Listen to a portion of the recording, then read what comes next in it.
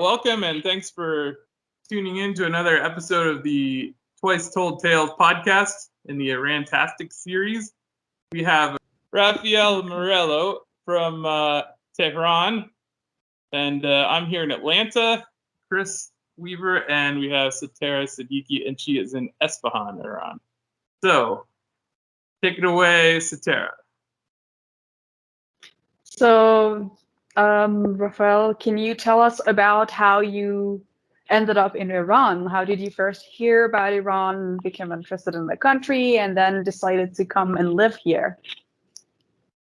Yeah, it's a long story in the sense that it started, my BA, I studied Oriental languages and civilizations. So the first year it was mostly Arabic and Islamic studies in general. So I started with Arabic language and literature, but then the second year, many of my professors suggested I also started learning Persian and study Iranian studies. So I started, and I guess if I'm not wrong, the third year I got a scholarship to study in Esfahan during the summer. So that was kind of 22 years ago, something like that. So as a BA, I came to Iran. I was in Esfahan, then in Qom, to do some research because I began working on my thesis. We have a thesis at the BA level in Italy. It was on a famous Iraqi scholar actually, but I couldn't go to Iraq at the time. So I did most of the research in Qom after being in Esfahan in the summer, which was a wonderful experience. Then I was back in Italy. I finished my BA, started an MA, then was in Cairo for 3 years, and then my PhD. Then I got the second scholarship. Again, I was in Tehran studying at the university where I now teach at Allameh Tabataba'i University. So and then later on, I came to do a research for the European Union. It was a research financed by the European Commission and Italian Ministry of Foreign Affairs. It was on the image of the European Union in the world. So I was assigned the image of the European Union in Iran. So I came, I made some interviews with politicians at the time, members of the parliament. Mainly I was hired because I could speak Persian. What happened is I also met my wife, so an Iranian lady. Then we married. We were at the beginning in Iran, then in Italy, where she finished her own PhD. And then we came back to Iran. Now it's 8 years that I've been basing in Iran, and I became the first foreigner full member of staff of my university since the revolution. To make it short, but I can imagine that there are so many things that we can talk about. Yeah, but yeah, that's amazing. That's an amazing journey into Iran. But can you tell us more about yourself and what you're doing right now? You said that you're teaching at Allameh Tabataba'i University, but tell us more about your background and what you're doing right now. Yes, so basically, as I was telling you, I'm the first and up to now the only foreign full member of staff. We have our other foreigners, for example, Chinese teaching at the Chinese department. We have several languages. It's the main university probably in the humanities social sciences. We have a very important faculty of foreign languages with Chinese, Russian, Spanish, French, and many other languages. But I'm the first foreigner that was hired as a member of staff. I mean, not sent by another. I'm Italian. I describe myself as Italian European, but I wasn't sent by my government. I just was hired by my university, which was kind of weird because still they don't know how to do it. So every year is a kind of a bit mess because they don't know how to actually the process works and everything. And every year I'm the only one. Basically now I'm at the Faculty of Persian Literature and Foreign Languages, where I mostly teach at the Department of Spanish Language and Literature. I also teach at the Faculty of Theology and Islamic Knowledge, and I've been doing some thesis support students at the Faculty of Political Science, students of International Relations and Geopolitics. I'm also an adjunct professor at the Sapienza University of Rome in Geopolitics and Global Security, member of several research groups in Spain, in particular the Universidad Autónoma de Madrid in Madrid.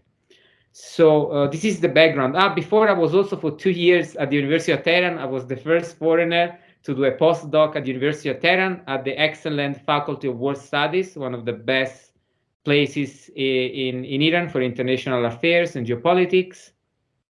I've been That's where working I on study right away. yeah, no, Indeed, it's actually. wonderful place Yeah. because the level of the professors, many professors are former ambassadors of Iran to Russia. We have now Zarif, Professor Marandi, who is an excellent expert. I actually worked mainly with Professor Marandi at the time was head of the faculty.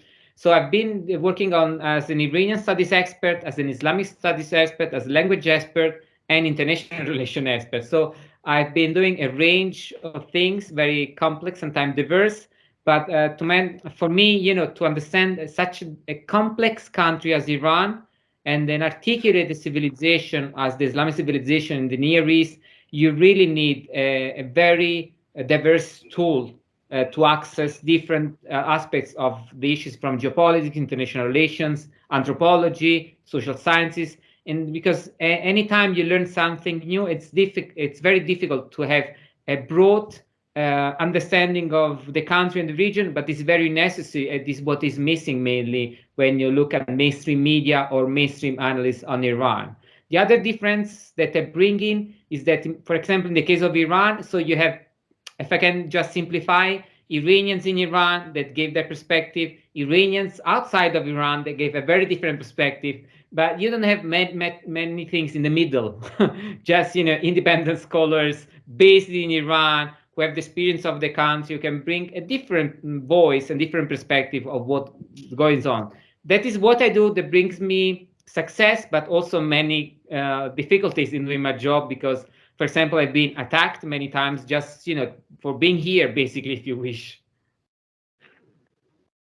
Yeah, it's yeah. You mentioned that you have been attacked. I remember there was a time that we were attacked on Twitter by trolls, and yeah, I mean, it made a like big news, and everyone was talking about how an Italian professor who was living in Iran came under attack on Twitter because he was simply posting pictures of normal life in Iran. So do you want to tell us about that? Like how did it happen and what actually happened then? Yeah, so basically, yeah, I'm active on social media, and as an Italian, I love cafeterias and restaurants, just enjoying life and going around. So it's not about, being me here, it's just what I do every time. So what I did in that case, just, went to a new cafeteria with my wife. She's in Iran and our daughter. At that time, she was a toddler, 1 year old. So we went to this beautiful cafeteria. I have to say, Tehran is an amazing place for cafeterias, and Iran in general is behind it, but Tehran in particular, I have to say, in particular in the recent years. So I took some pictures, and I just posted the pictures and say living in Tehran. I mean, really as simple as that. And the tweet was seen by 1 million people and was commented by I don't know how many. I was insulted for 3 months every day. Just people just many didn't even know me, so it was just out of I just look at my CV, what I do here, what I teach, and then you express your opinion. Again, my case is very peculiar because as an Italian, I don't have specific interests, or my country in Iran doesn't have a background as a colonizer, or in terms of being here as a spy, or the other way around, being here as a representative of the government. I'm neither. I'm just a scholar, an independent scholar, a European from the South Europe scholar living here and trying to do my job with all the complications that we have, and they try to enjoy life, which is possible actually. I think what's missing again in the main narrative on Iran is basically everyday life. I mean, just you got your family.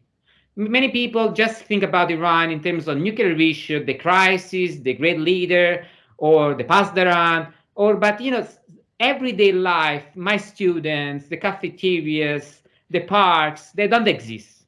It's like they imagine a country that where we don't have universities, we don't have students, we don't go out to cafeterias with the family or to restaurants, which is absurd. And actually, Iran is a very and extremely interesting country when you come to tourism, to the landscape, to the history, to the culture. There are activities basically every day in Tehran, the theater, the cinema, the museums, the galleries. So I think what I bring is this perspective of normality, and people don't like to think at Iran as a normal country, as a country where the people enjoy life with all the difficulties of enjoying life in a country under strict sanctions, which is another part of the story. But still, we exist and we enjoy life. Yeah, I think I remember that tweet. It was about 2 years ago, right? I think I remember the outcry from that. Yeah.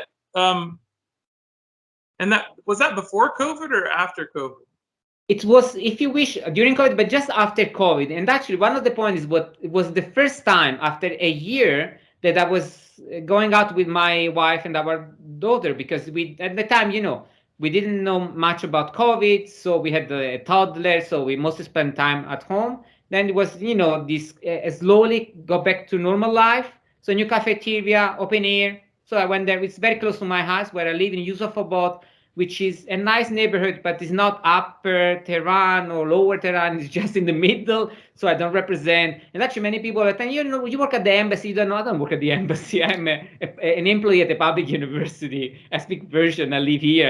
I don't live among the expatriates. I just don't know where they are, actually. I just live among Iranians. I speak Persian. I go out with my colleagues. So yes, it was just after the COVID. So I went out to enjoy, a bit of normality after the sanctions and the first year of COVID. That for me was absurd to get attacked for going to a cafeteria with my wife and our toddler. And I remember what we did was just we had a tea and a hot chocolate. We didn't even get, I don't know, whatever strange. It was really normal life at a very low expense level. You are the embassy foreigner, you don't understand the country. It's a cafeteria. It's not about understanding it. I just took some pictures.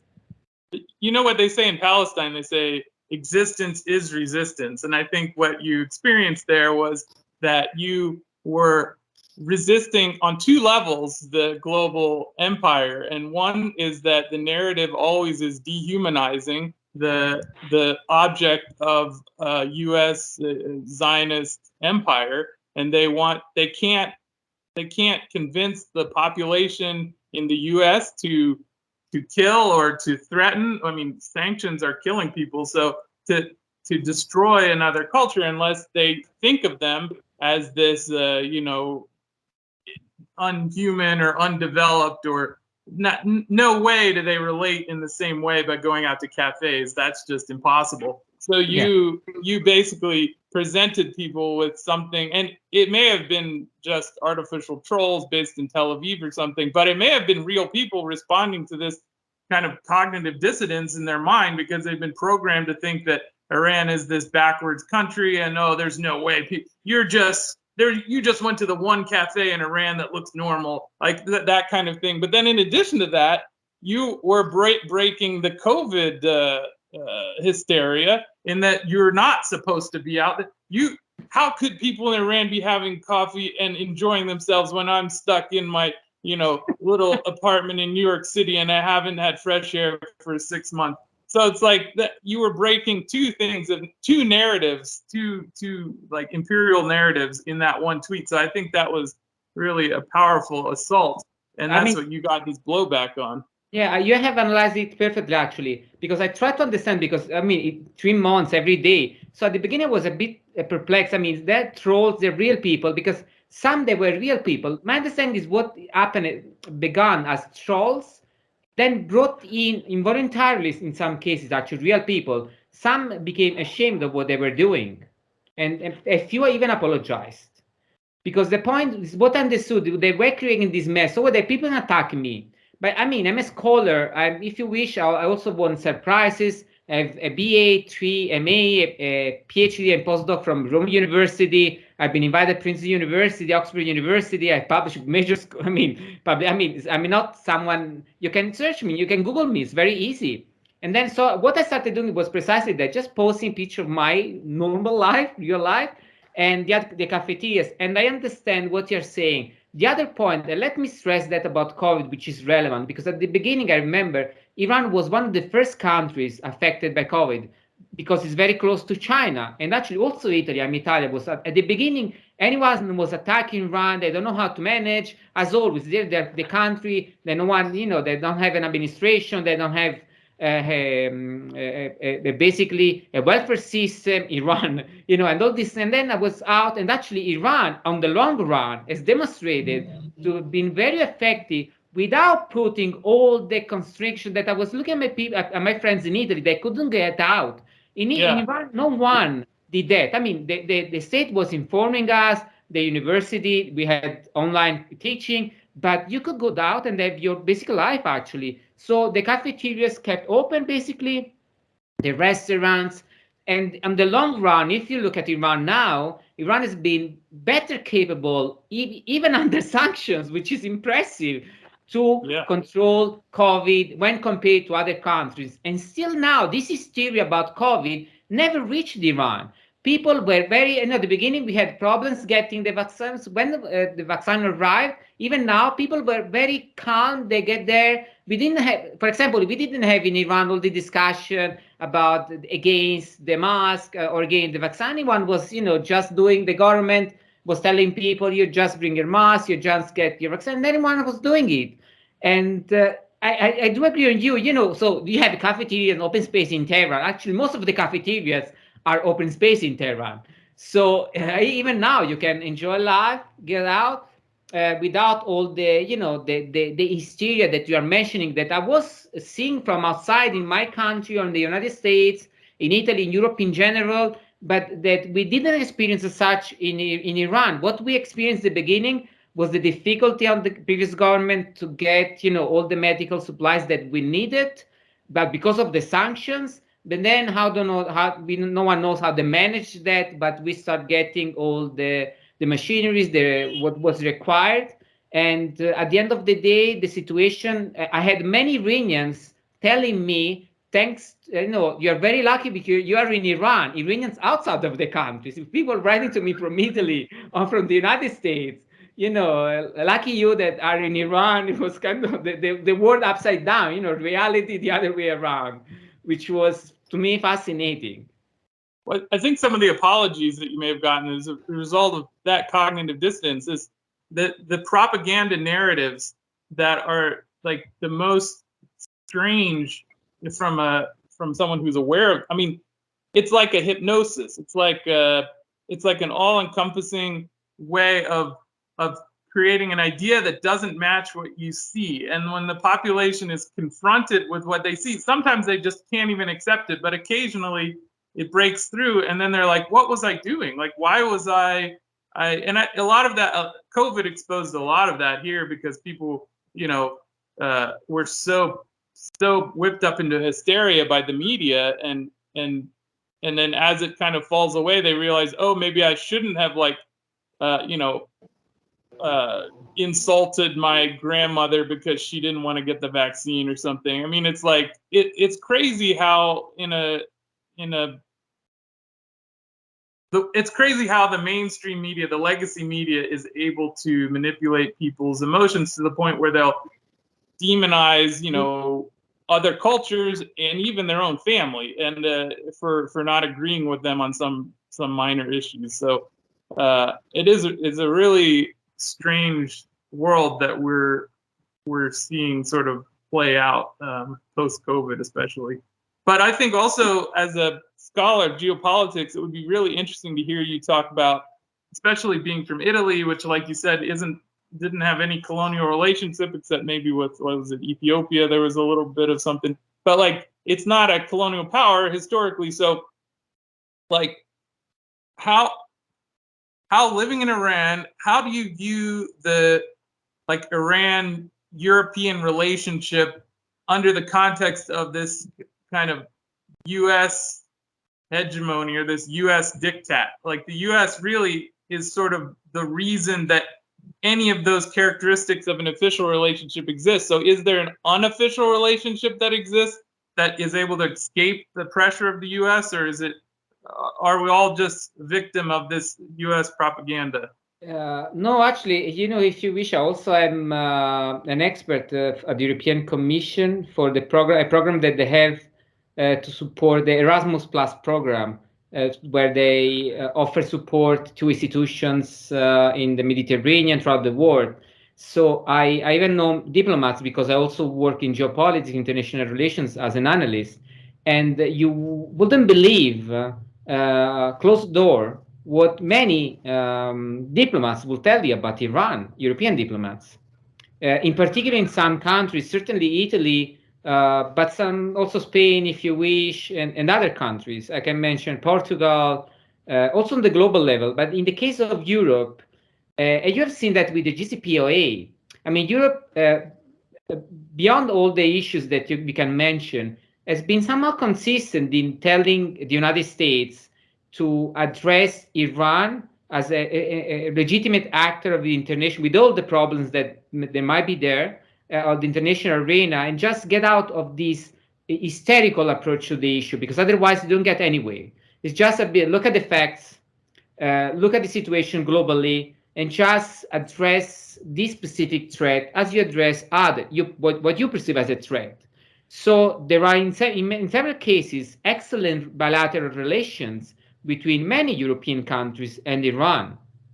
Even now, for example, the case of Italy is one of the most known. This is why the first trip to Europe of both Khatami and Rouhani were to Italy when they went to Europe, because this is both beyond the door, but also somehow an official policy, in the sense that we have bilateral relations, we have common history, we have common interests. And now with Russia, it became very clear. I mean, if you think at Europe, someone who needs gas and oil, and you think what Iran can sell, and you think Europe who wants to sell machineries and what Iran needs, it will be very easy and a very perfect bilateral relation. Why is not there?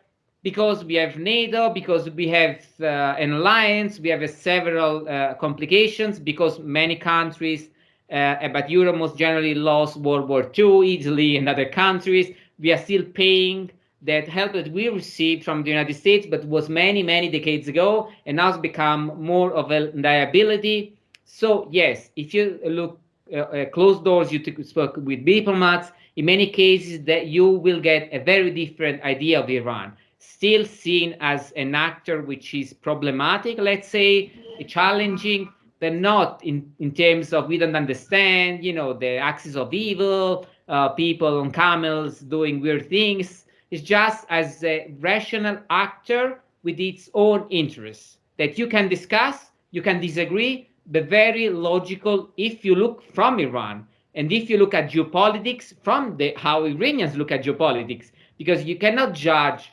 how Iran behaves looking from Washington. I mean, that's not the point. You should look as the necessity of Iran in the region where Iran is. A very simple thing that I always, because I also take geopolitics about Iran, and my students are very receptive. I mean, basic things. Iran is a republic. We have elections at all levels. In the region, Iran is one of the most successful experiments in democracy, with all the issues that we can discuss. And certainly there are many things that I, as a European, as an Italian, I wouldn't necessarily accept, let's say, in between. Although I'm a scholar, it's not my job. My job is to know, describe, analyze, and then leave others to judge. But specifically geopolitically speaking, in the region West Asia where Iran is located, Iran deserves much more credit than usually you get from the media.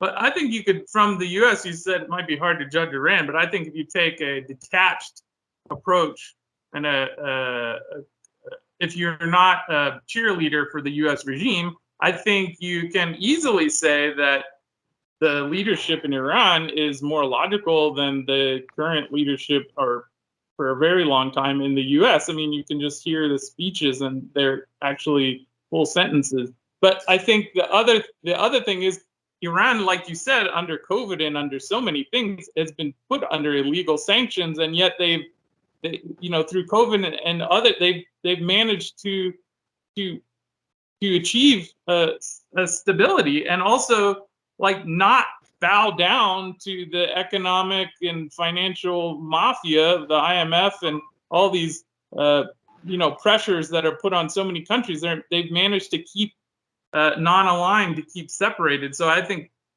that to me is amazing. Like I'm not like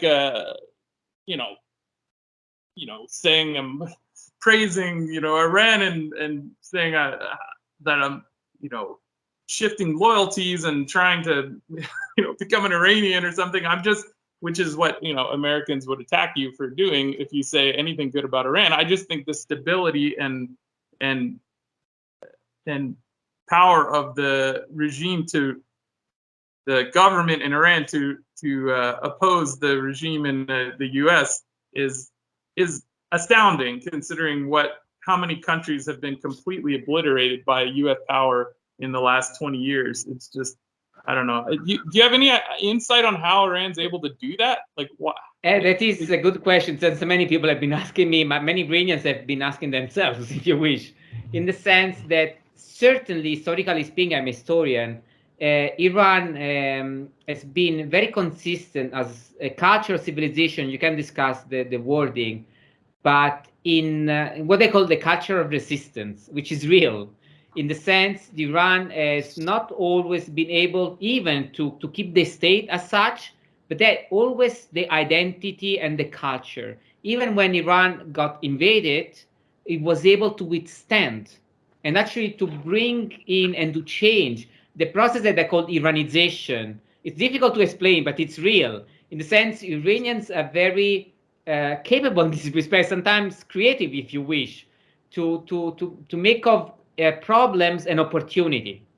They don't always succeed, but certainly there is an extremely widespread understanding of the fact that they have been unjustly identified as a major threat to world stability and have been demonized without any serious basis. So the point is that, as you correctly say, in many cases, the United States have been able to basically annihilate. Take the case of Iraq, Afghanistan, Cuba, if you wish. But Iran, for several reasons, one is that Iran is much bigger than many people realize. Physically speaking, Iran is 3 times France, or if you wish, is France, Spain, Belgium, Germany, and other countries together. Is very big. It has a 3 million people population, a population highly educated, with an excellent public service level in terms of teaching. Then, of course, it can be improved. I'm speaking within the region, of course, in particular. So Iran has the resources because of oil, because of gas, because of agriculture to withstand, if it is consistent in understanding that it needs to withstand, to keep the most important thing of the revolution, which is independence.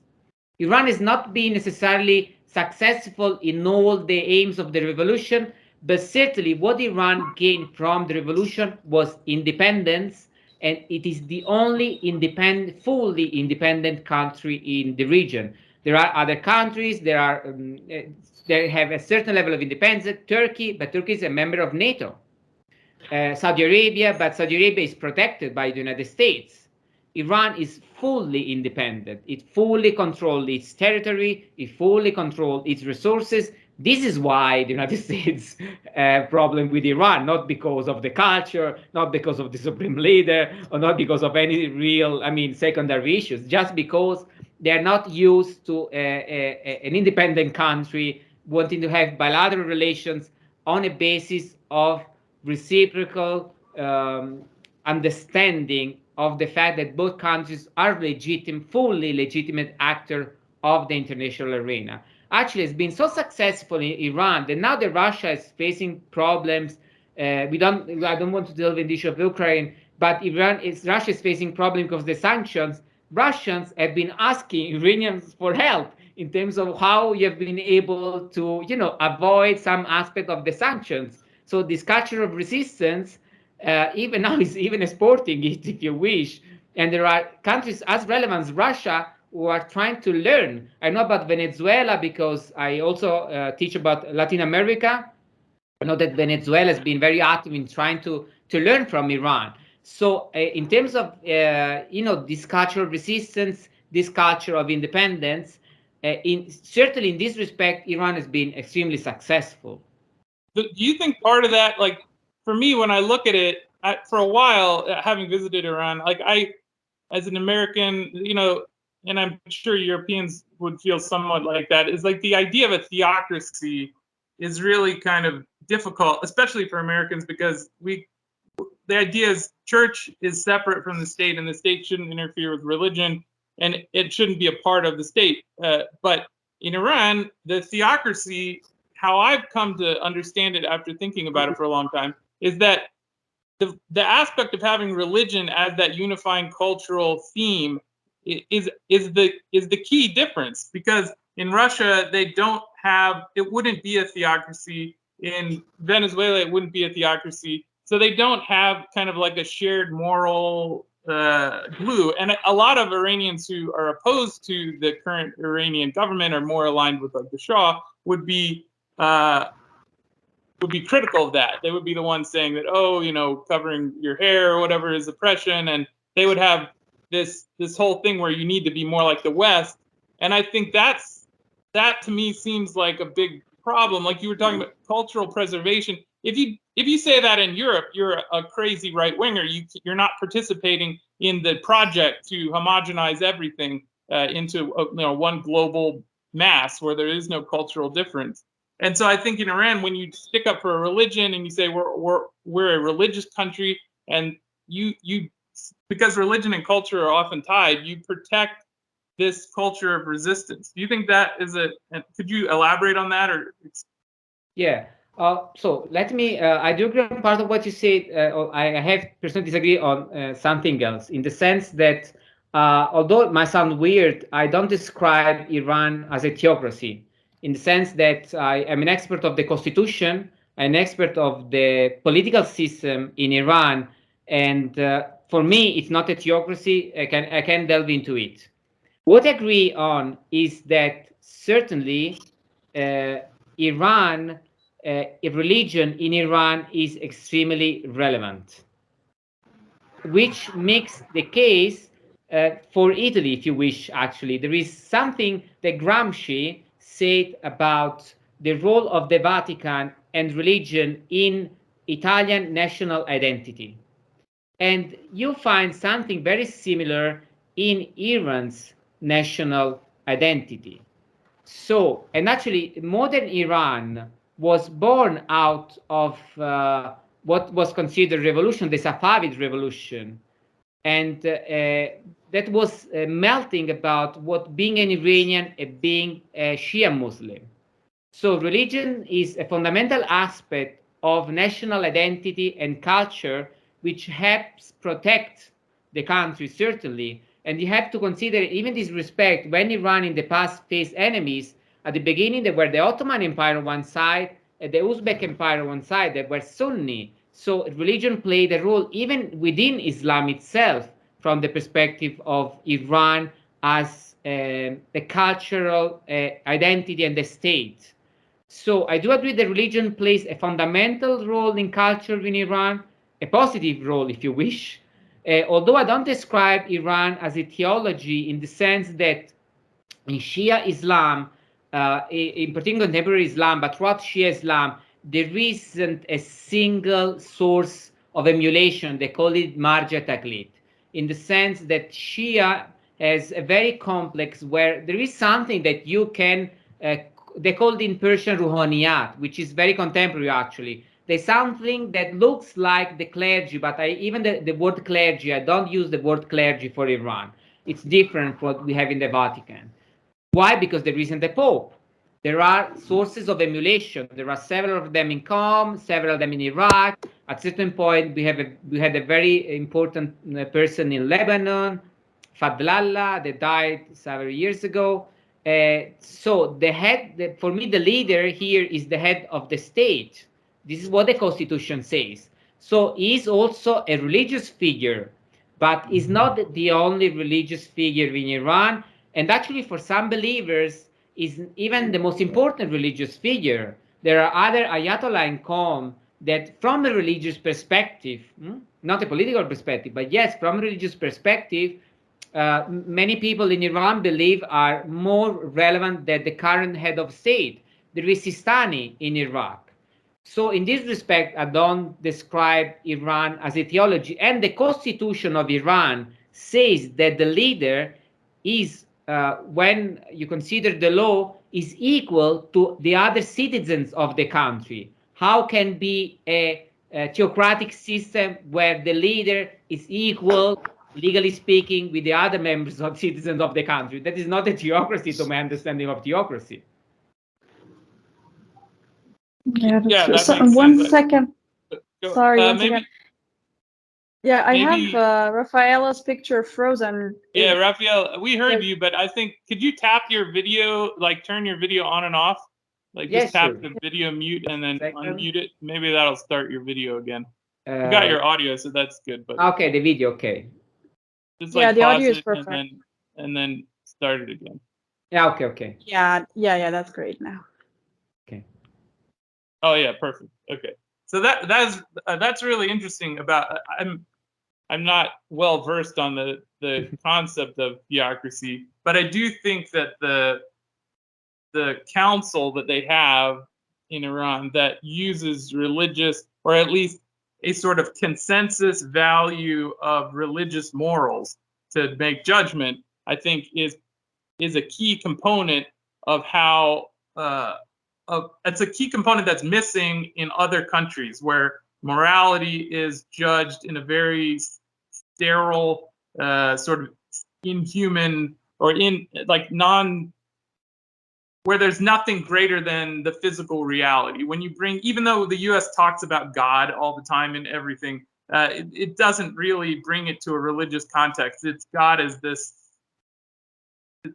There, morality is not based around a religious, spiritual understanding, and I think that that's what I was trying to express. And do you think that is sort of the key difference or lacking there in what Russia or Venezuela could achieve in terms of full independence? Yeah, I mean, certainly that is different, but it is something that is a cultural element in Iran. So there are councils. We can discuss their role in the system, in the constitution, and in the system of the country. But the issue of ethics is something that goes beyond politics in Iran. It's really relevant to Iranian culture. Actually, we find it in poetry even more than in religion, in the sense of in religious texts. Although most of the poetry is written by Muslims, but this, we can discuss that. But the point is that ethics, which is very close to religion in Iran, and sometimes it's impossible even to say which part is religious, which part is not religious, but still we can discuss that. It's a key component of culture, which is integrated to a certain extent into politics.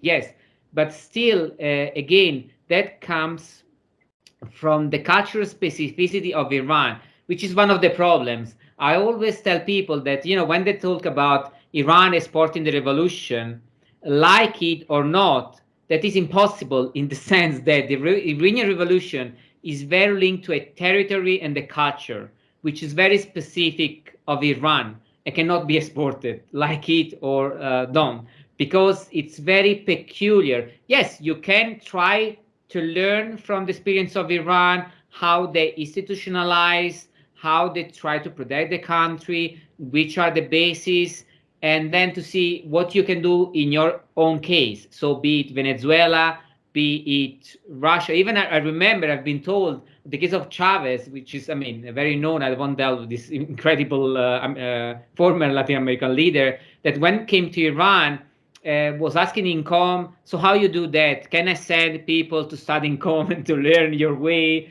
And actually, people have been coming. But still, I think it is very difficult to a kind of sport, certainly, but to learn. What you can learn is this culture of resistance, with this culture of how you manage the population in the sense that you offer services to the population. So the population is not tied to the government, or what, if you wish to use the word regime, which I don't like, because of an imposition. It's tied because there is a very important book about that, actually. The revolution has been very successful in terms of social services. So come to education, come to the sanitary system, to hospitals. Basically, any Iranian, it's not like the United States. If you are ill, you are going to die if you don't have the money. No, it's not. Iran is not like that. I mean, and actually, if you want to buy medicine, it's way weirdly expensive. And then if you look how how the money you need to produce that, how it costs, it doesn't make any sense. Iran is not like that. So anyone can have access to the sanitary system, which is very different from the United States. But this is a culture that changed with the revolution. So it's not based, as you meant, on wealth. It's based on your rights as citizens, if you wish, as Iranian. You can discuss the wording, but it's based. Actually, one of the samples I always make is that compared to China, that formally is a communist country, there are more public employees in Iran than in China. So this idea that, we have the oil, we have the energy, this is something that is not mine, is of the population. It's anyone has the right to access that wealth. So we have to share it among the population, which comes even from, in certain respect, before the revolution with Mossadegh. You need to nationalize in the sense that that is something that pertains to the Iranians. We have to share it, and we need to share it. It's not from the people getting it, it's not from the major corporations, it's ours. So it comes into the state helping us through education. So you can study, basically get your BA, MA, PhD without paying basically anything, and access to the hospital, the welfare system on the same basis. This is that keeps Iranians together, in addition to a specific culture. So even beyond the sanctions that have been tremendous, and they affected our lives, our everyday lives seriously, Iran has been capable to withstand, because it's not about three people having all the health of the country. Although we have issues even in Iran, but it's about the idea and the reality of sharing this wealth, whatever it is. So the more we have, the more we share. The less we have, the less we share, but still we share. Yeah, I think it's interesting too to think about how the U.S.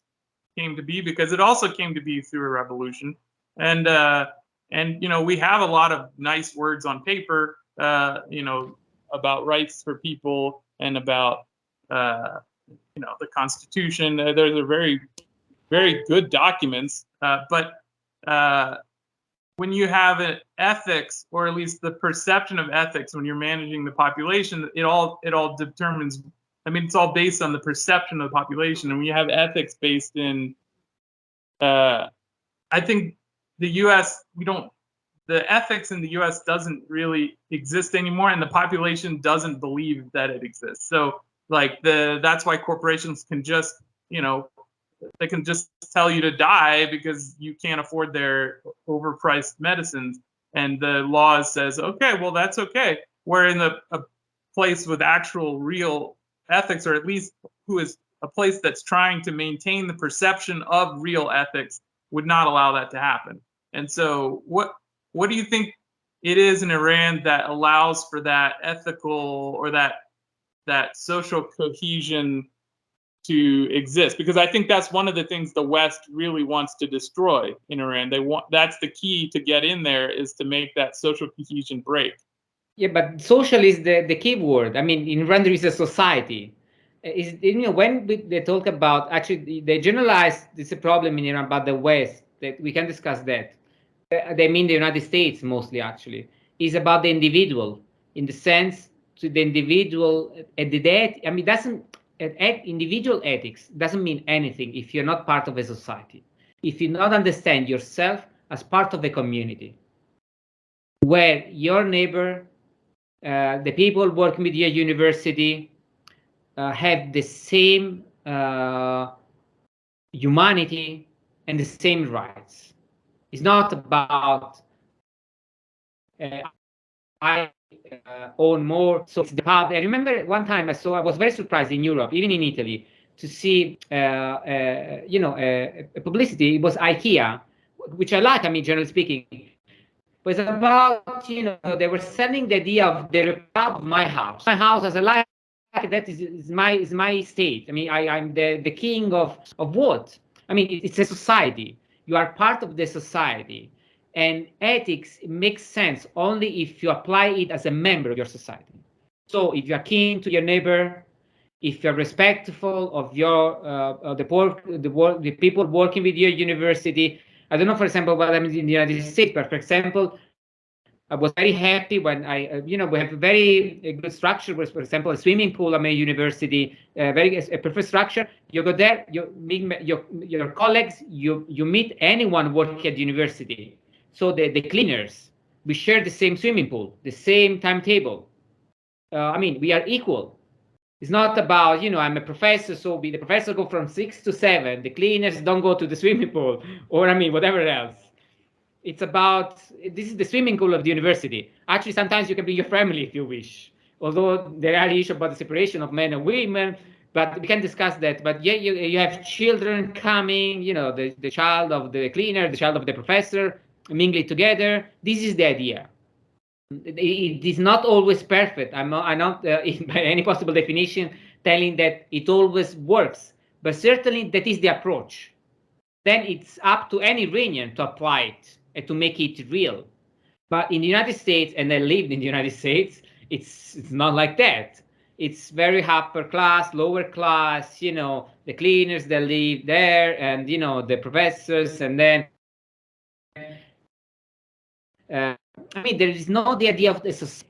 It's the idea of myself and where, I mean, culture is relevant in Iran. It's very difficult to explain how, this is what sometimes some cultural, very relevant figure of the country get in trouble, because it's not about, I write my poetry and no one cares. Poetry is relevant. I produce my movie, people go to the cinema, it's not relevant culturally speaking. No, people are taking me seriously. So the cultural, people working in culture in Iran are very respected. They are not rich, but they're very respected because of what they do. They bring a critical approach to things, and people listen to them, which is something now completely missing in many, certainly in the United States, generally speaking. I mean, professors speaking, who cares? I mean, because everything is about Hollywood. So people that really don't have a knowledge or care or to read anything to speak about, the LGBT rights or, the environment, but don't have any real idea. There are very limited number of persons who really care, who really read about that. But here it's very different. So I don't know, Kiarostami was very famous abroad. Kiarostami was not simply someone making movies. It was someone going around the country, trying to understand the people and trying to bring that culture on the screen. It's not about selling my product. It's about this realism, of why realism was very successful as an art. For example, I've been working a lot on the influence of Mexican muralism in the Iranian Revolution. Why Mexican muralism, Latin American muralism was very important in the revolution in Iran. Because of the people. Because Mexican muralism, what did was I'm having trouble hearing you. in the revolution. Is that my... Yeah, it's. Do you get me? Up. Okay, I guess it's. No, yeah, I think it's better now. Try it again. Yeah. Okay. So we are discussing this aspect of what's the difference, what's the peculiarity about Iran. It's about society, and it's about how society works, which is based on ethical issues, it's based on the role of culture, on the role even among the people working in culture. So it's not about the business. It's about the culture as something that is an integral part of society, which is an integral part of the state and the government. It doesn't always work perfectly, but at least this is the approach. Yeah, like I think yeah, you made a very good point to say like it's kind of different from a theocracy, although religion is involved. I think it's more like the constitution is based on religion and religious values, and it's also that the society, like the majority of the society, is still religious, even though they have different interpretations of religion. Like they do, it's not a monolithic society. They have disagreements on like what part of the religion should be implemented or how it should be implemented, or like different. There are different ideas, and it's so dynamic. Like as you said, the experts, religious experts or maraja taqlid are talking about that, and like scholars are talking about that. And even ordinary people want to get involved and like have a say on what should be like implemented based on the religion. And you can see like the parliament and the way law, for example, in terms of women's rights, have been improving in Iran. And it's still done based on religion. Like people who have made reforms in the constitution or in the law in women's rights or other issues are still referring to religion, but new interpretations or different interpretations. And the thing is, like, democracy means that you implement the opinion and the idea of the majority, and or like have all the groups involved. And as long as the majority of a group the majority of the society refer to religion as their basis of like morals and ethics, you cannot separate them from each other. So it's not only the government which is kind of, as you say, like religious. It's that it's a very very important part or component of the society, and as you said, the national identity. It cannot be separated. But it's again still it's different from calling it a theocracy in the sense that like you don't have only religion to refer to run the country.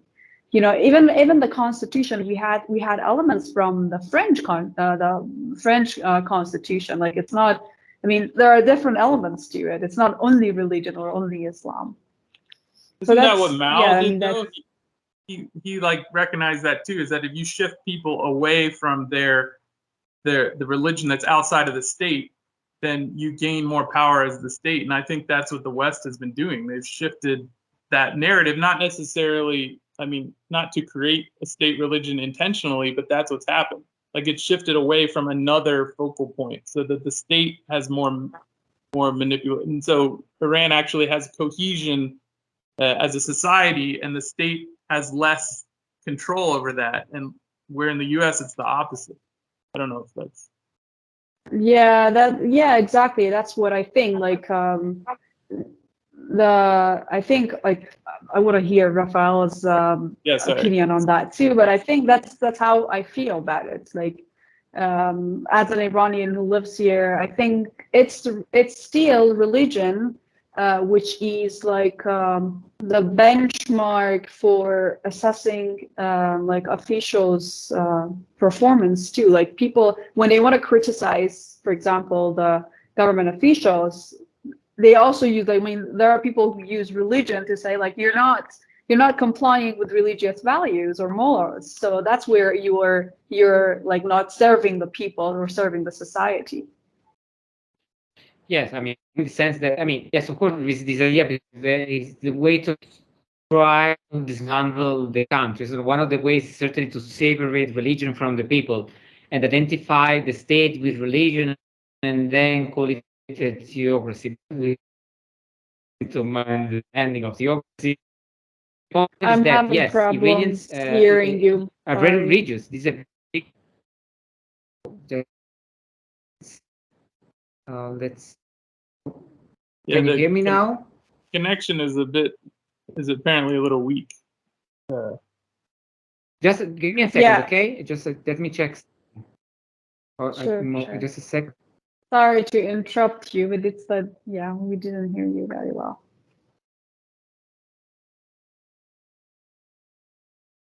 Uh-oh. He rejoins, maybe he'll be in the wrong order on the screen. But he hasn't disconnected, like he's there, right? I think he'll replace Can you write the minutes? It's 59. So can you write, because when I want to go back to edits, I know because I don't have anything right here.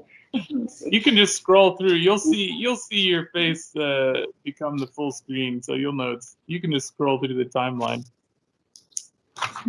Okay, I'm going to write it somewhere. Yeah, no, he's because so we had minute 40 and then minute 59. Okay. And you still have your list. Yes, Okay, you're back. 3 or 4 Take questions. your time, man. So the points we are discussing the role of religion in Iran. This is one of the misunderstanding about the country. People don't understand that Iranians are very religious in general. Then you have all shades of religion. You can discuss what the religious person is, one that goes to the mosque, is one who prays, who goes to Mecca, is ethics. But certainly, religion is a fundamental part of the country and the culture.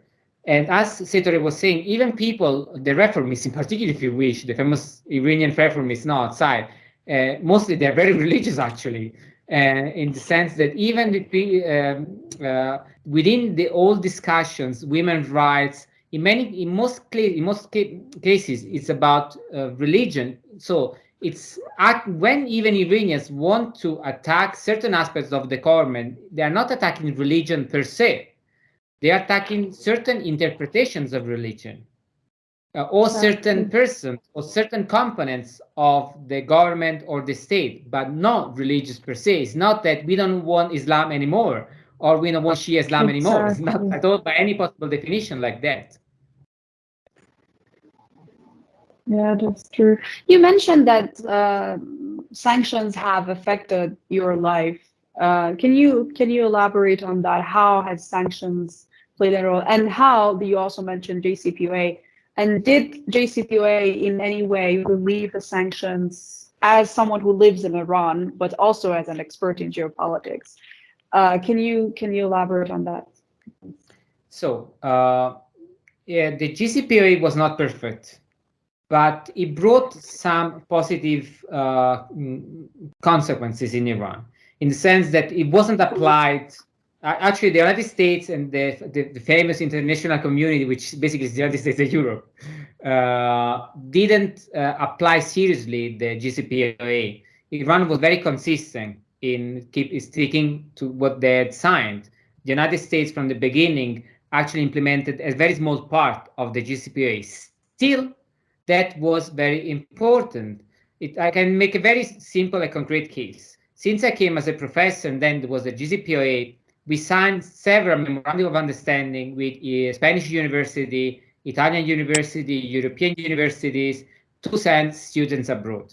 And we sent many students abroad. The university paid the flight ticket, the visa, and we had the scholarship from the other side. So everything covered. Then came the new sanctions. Then Trump came, and none of my students have been able to travel and to use those memorandum of understanding. So that is a very simple fact. So it was about bringing democracy. That is not what is happening in Iran precisely. That is about not allowing my students to be students, if you wish, to travel, to use the scholarship. It doesn't allow us to have our colleagues come from abroad. So it's very challenging for the university as such.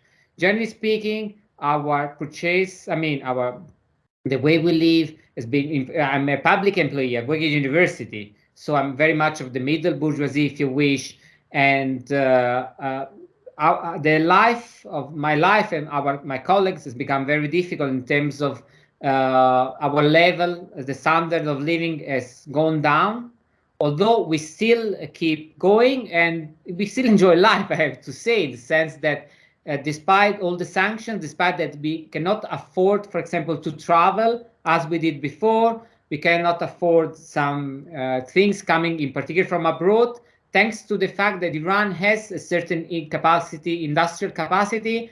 There are some neighbors, so you can still get some things. You still keep going. But for example, as a university professor now cannot afford to buy books published certainly in England or the United States as I did before. I have my own private library for several reasons. And now 2 years I've been still buying books in Iran, although also in Iran is becoming more and more challenging to buy the level of books that I buy. But from abroad, I cannot do that. So it's been very limiting, academically speaking, from my colleagues who cannot afford to travel abroad, for my students who cannot afford to travel abroad because now university cannot pay for the plane ticket, basically. So we still have all the scholarship out there, but we have not been able. So I still tell my students, you have this opportunity, but for their families, it's impossible basically to pay all the expenses. And the university before was providing everything basically. Actually, the university it's impressive because the university was spending more money on scholarship for students than for professors. So my students get more support than I got as a professor, which comes back to this course I was making before about sharing the health, which is brilliant for me. I mean, I'm very happy as a professor. I prefer to get more, but my work is for my students. So the data my students could profit. Actually, now I have several of them studying in Europe or even in the United States, and everything stopped since Trump imposed these more strict sanctions. So standard of living have gone down, and of course, the more affected are the lowest rate of the population in terms of income. So again, you are basically trying to destroy the bourgeoisie, trying to affect the lowest strata, and not the government as such. In the sense, at the end of the day, the rich and the people that can access still keep going, still have access to the resources of the state. The one that you are affecting is the bourgeoisie and the lowest strata of the population. So it's not about bringing democracy, it's not about human rights, it's not about women's rights, it's about trying to destroy society in the hope that they then go against the state, which is very dangerous and is not working. Exactly, like I feel as an Iranian who like lives here and I have been living here for the whole of my life. That's exactly what the sanctions are means. I feel like to get the people against the state, like to make it very difficult for people to like afford a normal life until they will revolt against their state. So I mean, it's very ironic that they talk about human rights and status in Iran, which I mean, we could talk about what things need to be improved in that terms, but yeah, I mean, it's their concern is not human rights. Yeah, there are human rights issues probably in Iran, like in almost every country in the world, but that's not their concern. And not like women, what happened most with affected are also women. When you affect the lowest exactly. rate, and women in any society are always the more exposed to dangers. So the sanctions affect mostly women more than men and society in general and lower strata. So it's not democracy. It's not about women's rights, certainly. Yeah, that's true. And like, what happened to you on Twitter? Like, you got attacked by trolls, and then as you said, actual people too, who got carried away by the trend that was going on. They tried to dehumanize Iran so that when they want to impose sanctions or like stage a war, not just on Iran, on any country, I mean, uh, they can easily justify their own like public opinion and get them on that, like to accept that as a legitimate action to save people who are already living their normal life, but you don't know about it. So, like, yeah, I mean, Chris put it in a like perfect way how you were attacking that narrative, and that was something that was totally unacceptable for those trolls and their buses, probably. So we're Exactly. talking about academia. Mm-hmm. Yeah, Yes, yeah. please. No, I mean, this is what I was. That comes back to the issue of the tweet. So exactly why what I was doing was dangerous according to their perspective. It's because a European and Italian describe normal life in Iran, and just showing that there is normal life, that is the most dangerous thing. So there are Iranians going to cafeterias that you are affecting with the sanctions. Actually, those are the people you are affecting. So the women, the families, my daughter, my colleagues, my students. So yeah, you have to take them out of the picture. So it's about the garments, the pasdaran, how they are bad, and so we want to destroy them. This is not what you are doing. What you are doing is making the life of ordinary people very difficult. They don't want to see that, or they don't want other people to see that. Well, it's also worth noting that sanctions, that the U.S. is putting on Russia currently, are not just hurting. Well, they're supposed to hurt the Russians, but they're actually hurting the lowest, the poorest people in America and Europe now, because they've caused an increase in gas prices. So sanctions are such an inaccurate tool of geopolitical manipulation that they're almost like it's dangerous for the host population to be sanctioning things. So it's almost like a game purely that benefits elites. It doesn't benefit the poor or marginalized people anywhere on earth when you do sanctions, because it comes back to burn the. Exactly. They are meant to target ordinary people and lower strata, be it a direct effect or indirect effect. It's about making the richer more rich and about making the poorer poorer, always and ever. It's never about, human rights, civil rights, even more. Why they always speak about human rights and not civil rights? They're not interested in helping society develop. It's precisely the other way around. Sanctions are always about making the life of ordinary people difficult, hoping that then they topple the government. It never happens. So they know that. It's about sometimes really destroying. Look at Iraq. I'm also specialist of Iraq. They basically destroyed the country, literally. Millions of people affected and who died. What are the consequences? No one ever pays. Madeleine Albright said it was worth it. So exactly. Yeah, 500,000 children died with worth. Okay, yeah. She got full honors when she died. What they can do everywhere else. Yeah, and what is sad is, that Europe is playing along and it's not resisting to the US, or even for their own dignity. Like, that there is this very difficult health condition called EB, and there are children in Iran, it's also called butterfly disease or EB disease. There are children in Iran dying of that disease. And the Swedish company that supplied the special wound bandage that they used to sell to Iran, they stopped selling it to Iran, citing US sanctions. How can you justify that as anything within observation of human rights, or caring about human rights, or caring about Iran destabilizing actions or whatever? The only people that are suffering from that are the people and the families with EB kids, and these are the main and probably the only target of those sanctions. That is outrageous. That is, just this is a specific case, but it's even more outrageous than the normal, people affected. Because when you're talking about children, that is really outrageous, and you cannot offer any meaningful justification. This is why they don't do that. Just avoiding, no, we don't know. We don't comment. So yeah, from this perspective. I have to say, as a European, I'm really distressed in the sense that I understand all the dynamics of security. I work in geopolitics, or the security agreements, or the fact that we lost the Second World War, most cases certainly I can. I understand many things. I can explain, but there are things that really go beyond.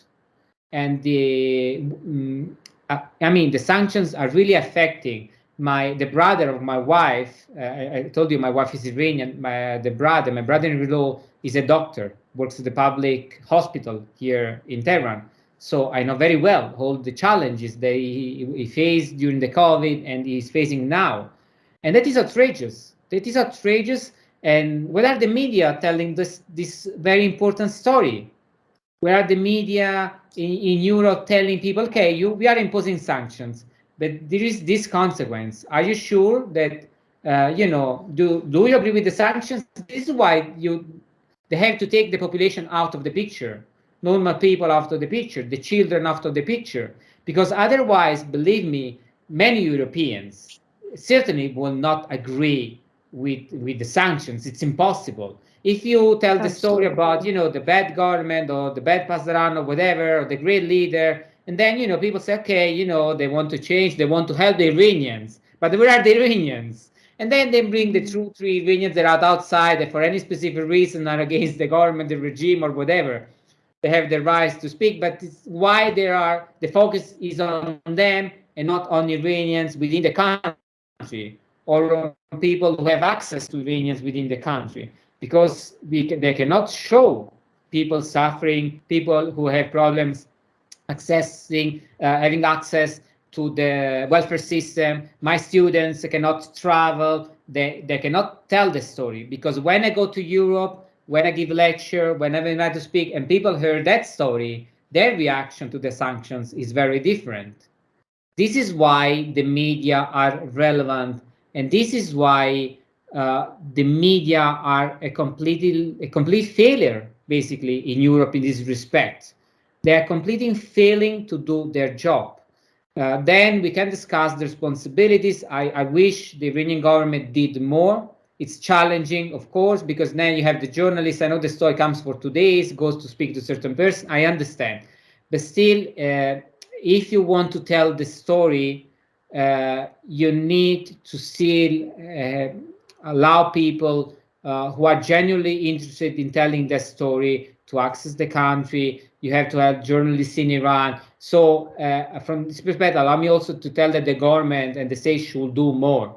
Still, the overall perspective is still the overall responsibility mainly is on the US government and on the European governments. This is the reality. Then comes the Iranian government, who also has its own responsibility. But the main responsibility, it's evident on many aspects of the sanctions, is on the United States, is on Europe. And as a European, I feel really distressed from Europe has done, should do more. I mean, even European governments have been trying, the GCPO, everything is wonderful, but still Europe, in particular a union that is based on human rights, who speaks about bringing, it really believes in some respect, should do more to actually bring those human rights in reality and not on paper to the people of Africa, the people of Asia, and trying to have a different international relation approach, not only on paper, but really on how you act. And the European Union has been a bit failing on that.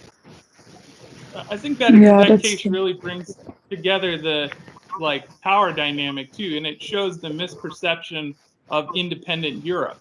Because I mean, if we didn't learn enough from the Julian Assange case in Sweden, this really shows that not only the corporation producing those bandages, but the Swedish government itself are truly cowards, because they could violate that law and let the U.S.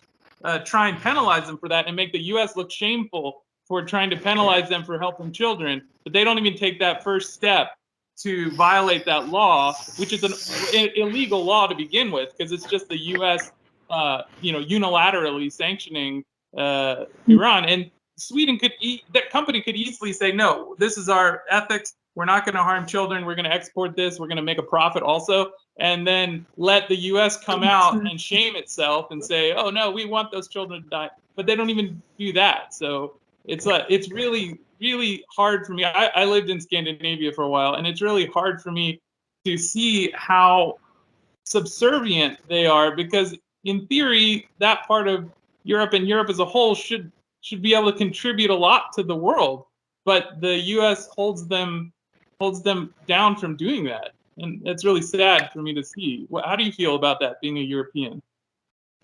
Yeah, I mean, you are correct. But even Europeans that didn't know how much the United States was controlling, was able to challenge Europeans doing what there was their policy. It was tremendous for. I believe me. Again, I know many diplomats. I'm a consultant. I work in international relations, geopolitics. Many were surprised. Europe tried to bring new laws, but that was a failure. We learned a lot. We learned how dependent we are, and unfortunately, we have not been able. I'm a Europeanist. We have not been able, although I hope for reform within the European Union, but we have not been able to withstand the pressure and to even help our our own economy, because it's in our interest in many respects, if you wish. Just again, closed door. It's in our economic interest, for example, to do dealings with Iran within a certain framework, of course.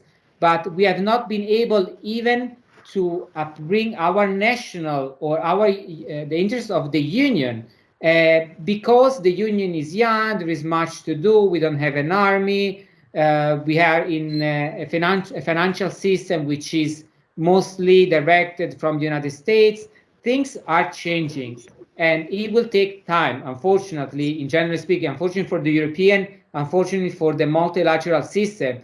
But still, the dynamic is clear, and although Europe is still, in certain respects, politically speaking, in terms of global security, subservient to the necessity of the United States, because of a bunch of reasons, in the long run, change is coming. So you will see that in the near future, even in the relation between Europe and the United States.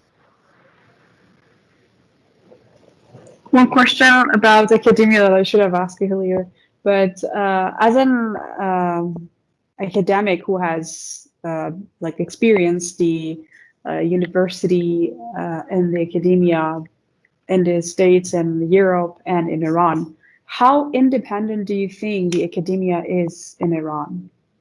Oh, that's actually a good question, since many people think that my colleagues or myself cannot do our job, or publications are monitored or anything like that. But reality is much different, in the sense that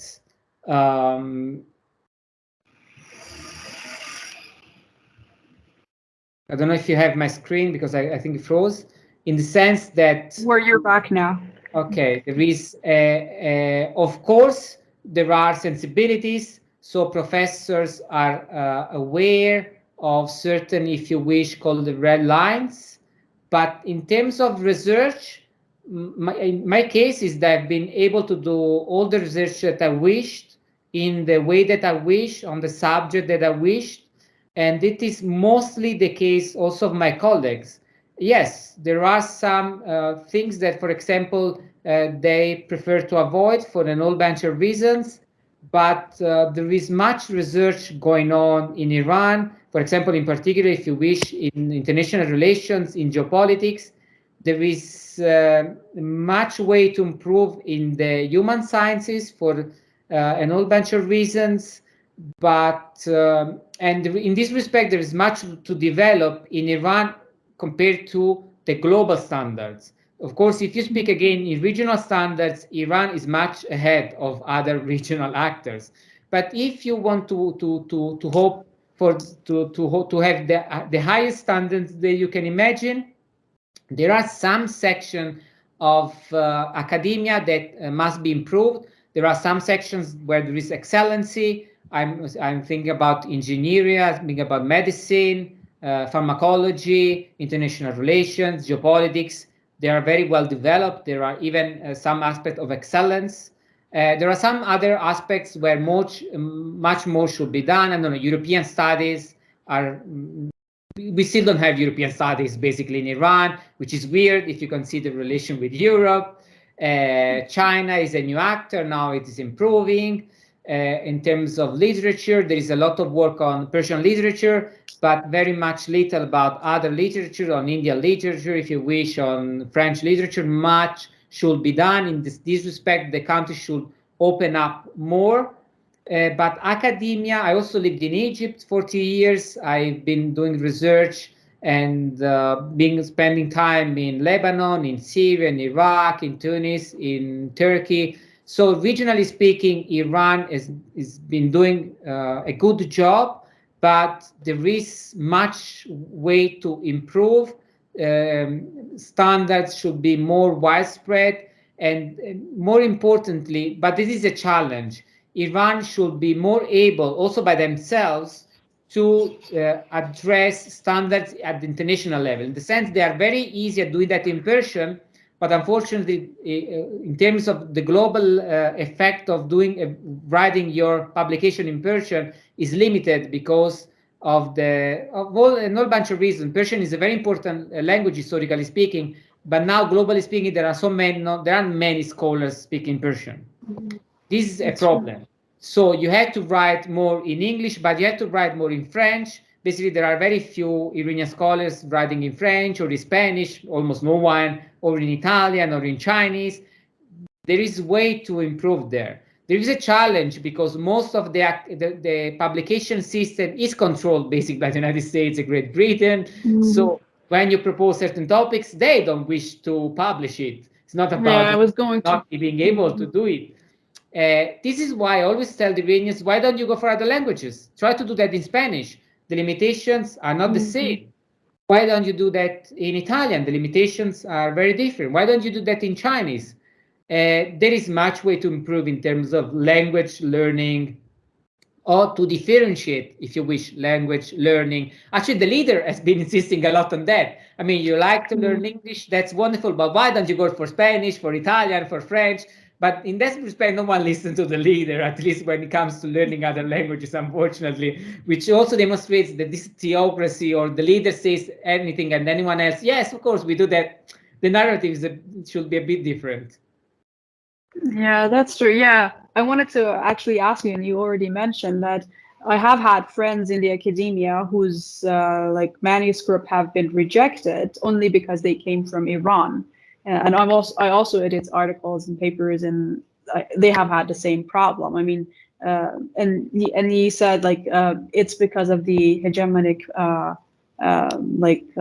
power over even academia, which doesn't allow Iranians to be published as much as other scholars from other countries. But yeah, I mean, it's very important for Iranians to follow that advice and publish in other languages where there is less hegemonic influence of the US, probably. Yes, this is at least what I'm telling my colleagues, because I myself had, for example, I wrote an essay with Professor Marandi. At the time I was a postdoc on the international thought of the leader of Iran. So for me, it's very easy. I mean, anyone has an international thought. The leader of Iran has been the leader, the head of state for 30 years now. Before he was the president. So you can agree or disagree, but certainly he has something to say. I mean, certainly he has his own idea about the world. So why not to try to do that? So what I did was with Professor Marandi to analyze what he was saying, to put in the framework of Islamic studies or a political culture, and write an essay. As a scholar, I've already had done that kind of job. So I proposed the article to a very established, probably one of the most important journal in Iranian studies, and their answer was that we cannot consider this article. It was not rejected. Wow. It was not. I mean, they just we even not consider it for publication. I mean, I was very surprised because I mean, an Italian scholar, yes, based at the time at the University of Tehran, but I was following all the standards, so I could expect it to be rejected but they even sent it out to peer reviewing, which was it's beyond absurd. Exactly. Beyond absurd. Then I publish it in an edited volume that I created for Routledge. I mean, there is some space, although yes, is for Iranians more challenging. So why don't you try other things? First of all, try to bring difference in the Anglophone system, But why don't you go also for other systems? Why don't you write it in Spanish? Why don't you write it in Italian and publish it with the same standard, but without all those constraints that, believe me, they don't exist basically in Spanish. They don't exist in Italian. We can discuss French, but they don't exist even in French or in Chinese, I guess. It's difficult for me to imagine that a Chinese journal will reject a proposal from Iran because it's from Iran. So you are against the hegemon, but sometimes you also, work with it. So try to be more creative. Yeah, that's a good point. I'm not going to finish this conversation, but yeah, like how much do you think Iranian scholars are like? Do you think that they're more like a consumer of Western intellectualism and thought, or do they produce their own thoughts independently, especially in your field of geopolitics? Let's say. That's a good question. Actually, I did a research that I still have not published on trying to see. I bought most of the publications by the most important academic publisher here in Iran and other public to try to find if Iranians were taking seriously the idea of Islamic international relations. So I read basically almost everything wrote, the manual that Iranians used to teach international relations in major university, Tehran University, Allameh Tabataba'i University, Beheshti University, to see, is the teaching of international relations different from the United States or the same? Unfortunately, it is the same. So not much of Islamic international relations, not much even of European international relations. So I was speaking with my colleagues on Iranian colleagues. They were telling me, we teach realism, and for example, what about constructivism that is very fashionable in Europe and actually can be very useful? No, when we go to the students and talk about constructivism, they say, no, we just want to hear about realism. That is a tragedy. That is not a good approach. So yes, Iranians are in some fields real consumers of, again, not Western, Anglo-Saxon intellectual production and hegemony, and there should be more. There is a level of Iranization. So it's not that everything is not bleak, but yeah, I think Iranians should do more, much more. Interesting. Chris, do you have any questions on that? Okay, now I can hear you. Do you have any questions? The only thing I would add to that, or one, it would be interesting to hear your comments on, would be the idea that like scholars or students in Iran aren't, even under sanctions, aren't seeing the practical and financial security in doing more work with Chinese or Russian, because it seems like if you're a scholar, you're going to be understanding that the West in general is not the future. To do business with the West seems very bleak. So my question basically is like, why would Iranian students not understand that English is the language of the oppressor? Is it simply because Hollywood's soft power is just so intoxicating? Is that what it is? Or because it seems like Chinese and Russian would be like just so logical to study for Iranian. Even for Americans, honestly, but for Iranians especially. Yeah, that is a long story, but I know well as a European because also I've studied it. So let's say that it comes from the fact that Iranians, particularly in the contemporary history, since the last century and the previous one, have had a very close cultural relation with Europe, like it or not. And actually, at that time, Russia was part of Europe in this respect. Because also Russia, no one now people talk about Russia as something different from the West, but for me, Russia is part of Europe. But then we can discuss the details. Anyway, Iranians have had a fascination with Europe based on several issues for 2 centuries. At a certain point in the 50s, the United States took over that part of that fascination, not all of it, but yes, during the second part of the Pahlavi dynasty, Iranians became fascinated with the United States. And so in terms of the cultural relation, the cultural projection, still the West is a fundamental element of Iranian contemporary culture. One of the issues that even at the level that nowadays many Iranians don't get that the West as an idea is wrong, at least when you consider that the United States and Europe, although yes, they are allied and they share many things, in culturally speaking, they are very different. In particular, some sections of Europe. So to identify something, generally speaking, with the West, and then get all this fascination is not good. At least this is my perspective. It doesn't help understand the world and help you grow up.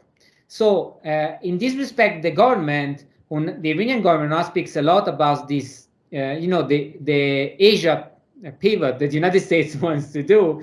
With the Iranian government now is proposing to the citizens about Russia and China, that will be very challenging. Yes, of course, it's very useful for Iran, and Iran should pursue that engagement with China and Russia. Certainly, as an analyst of geopolitics, I would suggest the government to do that. But how the population will respond, I'm not sure. In the sense that, unfortunately, there is still, or for good or for bad, there is still this enormous fascination with the West. Then we can discuss how about Europe, how about the United States. In the 80s, there was a new entry for Latin America. I've been working a lot on that. I have some articles that are going to be published, how Latin America became, culturally speaking, in terms of even political culture and artistic culture, a small but an important component of Iranian political culture, even literature. It didn't took over the United States of the West, but became a component. But up until now, China doesn't exist, culturally speaking, in Iran. Now they are going to open a Confucius Institute, but up until now, no one reads China literature. No one knows even that China is a literature. Now we have people learning Chinese. In my university, for example, has a good department of Chinese. We have 3 lecturers, but it's new. There is an old road to build. And when it comes to Russia, it's a paradox, because Russia was part of that fascination and that challenge, because Russia took territory from Iran, historically speaking, at a certain point. Thanks God, now they are separated because there are other countries in the middle, which is helpful to reestablish more constructive relations. From my perspective, it's good, actually, for both Russia and Iran. And now they don't share a border, a direct border at least. But that fascination with Russia was part of that fascination for Europe. And people, even in Iran, they now don't understand that it's the same Russia, in the sense that the same Russian literature or Russian political culture that was so relevant for contemporary Iranian history is now been basically forgotten. So I don't even know if the Russian embassy organized cultural events. What I can tell you that I never heard about that. Iranians don't do that. We have Russian language at the university. There is some relation in terms of people met with Russians, but no one that I know goes to the Russian Institute to learn Russian. I don't even know if they teach Russian. Actually, I would love to learn it at the Russian Institute. So there is a challenge, and something that both Russia and China and even Iran have not understood how you build sustainable relations and how you help differentiate this fascination with Europe. Of course, as a European, I'm happy, that people in Iran love Italy. They really love Italy. Many people. When I met them I'm European, okay, but I'm Italian. Oh, you are Italian. Oh, it's wonderful. Everywhere in the world, but also in Iran. But the point is that is wonderful for me. But where are Russia? Where is in China? and why Iran doesn't do more, and why Russia and China they do more. So it's an issue. So a lot of bilateral relations, a lot of security things going on, which is very good in terms of Iran as a geopolitical actor, because the main problem of Iran is that Iran doesn't have any good ally, is not member of an alliance, security alliance, basically. So that is a challenge. Yeah, Iran is big, but not as big to withstand a war without support from, let's say, Russia or China or any other actor. So Iranians need more friends, globally speaking, but how you build those friendships on a human-to-human basis, on an academia, university meeting, is still much to do. There is much that has been done, really. So with Russia, we have been doing something. For example, now at my university, we have an AMA that is aimed only at Russians. So they come, then was online to learn from Iran, because Iran knows the region. So if China wants to learn about the West Asia or the Near East, the first place should be Iran. If Russians want to learn about West Asia, in particular the Near East, they should come to Iran. But the numbers are still low, and there is much to do. And so the fascination with the West is still there, like it or not. Yeah, that's interesting. True. Yeah, great conversation. So, Chris, do you have any other questions? No, I mean, I think we could go on and on forever. There's so many Yeah. interesting things to talk about, but we really. Do you have any others? No? I think, yeah, like you said, wrap I'm it up sure if then. I start if I start another question, I'm going to like keep you for at least Well, one more hour and ask you questions. But We've I been think, going yeah, for an hour and a half, Yeah. so that's a pretty sizable chunk of time, and we really appreciate you coming on and talking with us. And I'm sure sometime down the road we may have some more questions for you, especially depending on how the politics of the region continue to change. Your perspective is very interesting, having that broad linguistic foundation, and then having your experience in Europe and in Iran. So it's really appreciate it. Many thanks. No, it's my pleasure. Again, I really enjoyed the conversation. As you say, there is much we can talk about, precisely because when you get out of the narrative and you go talk about the real things, you see how many things are unknown or not addressed. But this is the reality. I mean, I can tell you that what we have been discussing is relevant and is real. And anyone else is talking about something else. I always tell people that, Iran is a country with many problems, but mostly none of the problems people are talking about are the real problems of the country. So they're talking about a different country, basically. Yeah, I think that's an increasing problem around the world, is that the propaganda is starting to outlive its covertness. It's starting to become overt, and people are starting to realize, hopefully more and more, that it's not reality. And so when you break out of that, it actually provides a much more fruitful discussion and interaction than simply the emotional reactivity of the narrative. And I see that happening in a lot of contexts. Sadly, I don't see it happening in academia that much, but hopefully that'll change. I do my best, but yeah, I really, for example, I love democracy, but the global media are everything but democratic, and they do everything but help democracy grow. It's really about they began as propaganda, and they started believing it. I know many journalists.